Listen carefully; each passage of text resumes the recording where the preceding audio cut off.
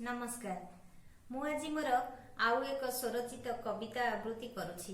निश्चय कविताटी सुनिला परे आपनकु भल लागिबो एवं लाइक शेयर करने को भूलिबे नहीं। तेबे चलंतु सुनिबा मो कविता। कवितार शीर्षकटी होछि तुम मानसपट स्मृति रूप दे।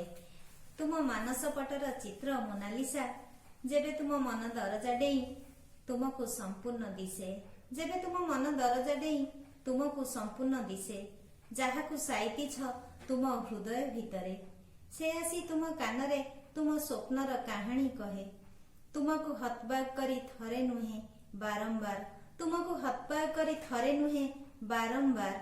ता ढळ ढळ नयनरु दिटोपा लुह पद्मपत्र उपरर बुदबुद परी।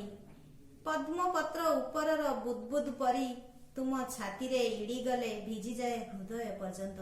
तुम छाती रे इड़ी गले भिजी जाए हृदय पर्यंत।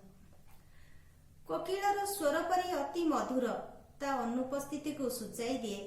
कंठ तुम शब्दहीन बादल भरा आकाशटे परी।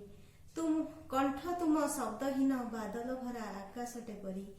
जेबे तार केशराशी तुम स्वप्न को सत हेबा पर्यंत तुम इच्छा को बढ़ाई दिए।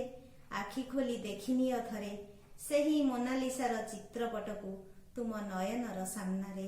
सेही मोनालिसार चित्रपट को तुम नयनर सामनारे। धन्यवाद।